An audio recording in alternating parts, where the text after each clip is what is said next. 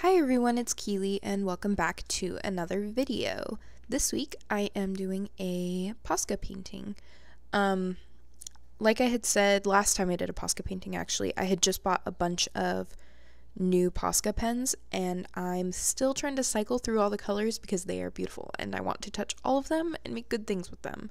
So you're probably definitely going to see more of this like 9x12 type of Posca drawing in the future because I have really been enjoying doing them, and that's cool because yeah, I just haven't like really wanted to do very much traditional art recently, but these Posca pens have like really got me on that like traditional art kick. So yeah, and as always I just used my Posca pens, my Prismacolor Col-Erase pencil to transfer the sketch to a piece of watercolor paper, and for the paper I'm using Canson XL watercolor paper in 9x12. Yeah, I think that's all of my product information. So today, I also previously warned y'all that I was going to do this, but I had you guys send me, oh my god, you can see how fucked up my bangs are there, that's great. I was like, oh, I don't even need to fix this today, I'm not leaving the house. Who would have known they would be in frame? Anyway, I had asked you guys to send me questions on Instagram, over my Instagram stories, for a Q&A, and I had ended up with way more questions than I could answer in one video. So I am doing round 2 of answering those questions. There may even be a round 3, who fucking knows? There were quite a few of them. So yeah, let's get started. First question, how scary are taxes when you're self-employed? Favorite TV shows or movies, and more about the cats. That is a couple questions, but let's get into it. How scary are taxes when self-employed? Horrifying, I'm pretty sure is the correct answer. Thank God I have Caleb because he does my self-employed taxes for me because he is an angel and I love him. So I don't personally have to handle them, he handles them for me. And we're pretty diligent about saving all of our receipts and everything.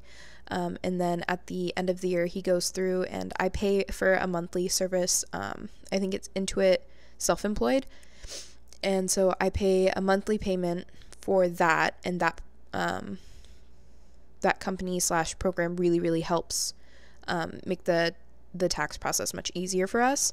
So I pay a monthly fee for that, and then he goes through and does all of, like, the tax write-offs and everything for me, and then we file, and then what I owe comes out of our savings account that we put all of our extra money into.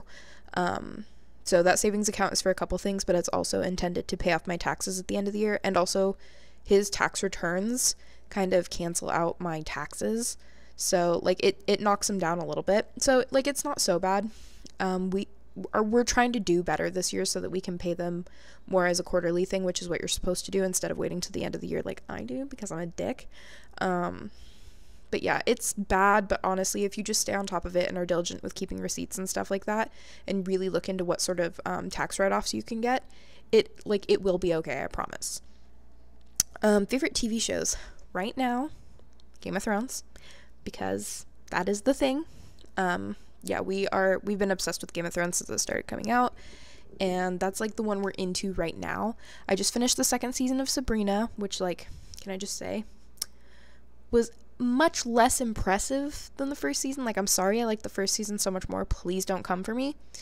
More about the cats. I feel like I've shared pretty much everything that I have to share about my cats because I am an obnoxious pet parent who loves my fucking cats to death, and I will just smother them with kisses, and I always want to show people my cats and be like, hey, have you seen pictures of my cats? Do you know anything about them?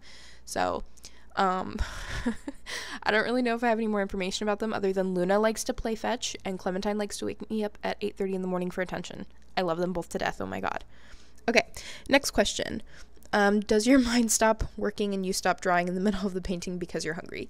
Yes. Fun fact, I 100% get the I'm hungry, I literally see no point in living, it's time for me to die thing. I wish that was a joke, but when I get to that point of hungry, I literally just want to lay down and cry. I don't want to do anything else, and I know that that's horrible, but that's just the way it is when I get to like a certain hungry point.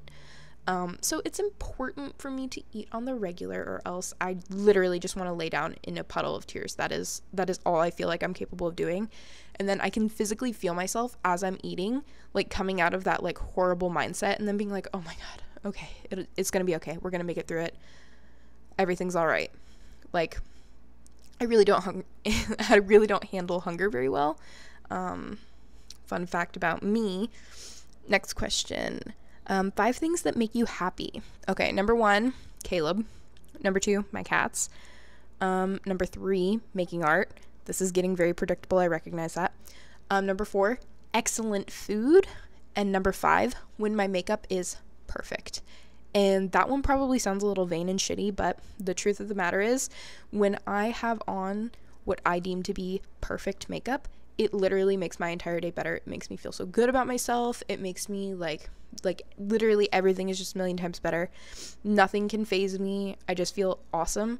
But to be honest with you, out of every 10 times I put on makeup, maybe 1 or 2 of those times is the perfect makeup day. And y'all know what I'm talking about if you wear makeup. Like, just sometimes you put on your makeup and you're like, oh my God, this is what I wish it looked like every time I did it. That is like peak happiness for me. Next question. Will you ever post a video describing how you choose your layers and what to put on and then it cuts off? So, I've thought about doing this video before, but to be honest with you, I feel like I had always felt like it was fairly basic information and it would probably be kind of useless. But if you guys would be interested in seeing a video on my, like, how I use layers and that sort of thing, I can make one. It's just that it seemed like layers, like, I never understood questions about layers because to me it seems fairly self-explanatory. Like, even when I first started doing digital art, they just made sense to me, just because it's like, you know, one on top of the other, layering, you know, like it always made perfect sense. So I am always unclear on what part about layers confuses some people. So if you guys want to let me know if you want to see that video and specifically what it is about layers, in reference to digital art that you find confusing or hard to grasp or understand or anything like that, just like let me know and I would be perfectly happy to explain it. I'm just not really sure what I'm not really sure what it is exactly that people have problems with about it, so I want to make sure that I'm giving information that's useful and isn't just like me being a dickhead for like 10 minutes straight, you know what I'm saying? Also, if you hear Clementine, as usual, she's screaming because I'm not paying attention to her, so deepest apologies. Next question. Do you like Blick or Jury's Artorama better? Okay. So, I didn't know that Jury's Artorama was even a thing until, like, a couple weeks ago. Like, I've literally never heard of it before. I've never seen one. I don't know where there is one near me. Never been to one. So, I'm gonna have to go with Blick's. But I feel like I'm somehow missing out on not knowing what Jerry's Artorama is because, first of all, Jerry sounds like a hoot. Second of all, if it's somewhere I can go to buy art supplies, I think hell yes. But due to my lack of experience, I unfortunately must answer that. Blick's is my favorite. So, there you go. What types of books do you like to read? That is a good question. As a teenager, I was not even a teenager. Like, I remember when I first started being, like, inseparable from certain books. I was in the 3rd grade, so I was, 9? That was when I first started, like, book obsession. No, I was younger than that, like 8, I guess. Yeah, that was when I first started, like, book obsession. Like, I would be up at 3 a.m. reading by the light of the bathroom and getting caught in the fucking hallway, like, just sitting there with a book reading, being up at, like, you know, crazy hours when I was supposed to be getting sleep so I could go to school the next day. That was when that started. So I was always a really avid reader. And then when I turned, like, I don't know, I want to say maybe sometime around, like, age 16 or 17, I just kind of stopped reading as much. Like, I quit going to the library. I quit spending my money on books. I quit having time to read. And that fucking sucks because I used to enjoy it so much and I really want to get back into it. I recently bought East of Eden because I had seen a lot of recommendations for it. Like, it was out of nowhere. I've seen like 4 or 5 people that I follow be like, hey, East of Eden is awesome. And I was like, oh, okay, a classic, no problem, I'll buy it. Bought it off Amazon. I'm like 50 pages in and I feel like I'm dying because it's so boring. I don't know if that's just a me thing or what, like maybe it gets better. I don't know. Also, I didn't really know that it had like religious overtones slash undertones. I'm really not a person who enjoys books with Christian over or undertones, to be honest. That's just really not something I'm interested in. So I'm on the hunt for good books, so please let me know if you guys have any that are interesting. I really like some fantasy, but not like too much. I know this is very specific and none of you are going to understand what I'm saying. But I also weirdly still like a lot of young adult books, to be honest. I find them really enjoyable to read. I like things with like a little bit of romance sometimes. I also do enjoy informational books. Like more recently I've read a few of Scott Cunningham's works. If you guys don't know who Scott Cunningham is, he did a lot of writing on like Wicca and witchcraft and that sort of thing. He made some awesome books and that I've read a couple of recently. And so yeah, if you guys have any good book recommendations, honestly throw them out there, because I'm willing to try just about anything, as long as it's not like really Christian or something like that, you know, that sort of thing. Also bonus if it has well written female characters, because I swear to God, if it's a fucking book with like a male main character, like with just like horribly written female characters, that's immediate turn off. Hard pass on that. What's your dream vehicle? Doesn't have to be car or even realistic. Okay, so I guess I've never thought about a dream vehicle outside of a car, if I'm honest. But as far as cars go, my like dream car, if I was a millionaire and just had money to waste, would be a Nissan Figaro. Look them up. They are beautiful. Look at the history of them. It is hilarious.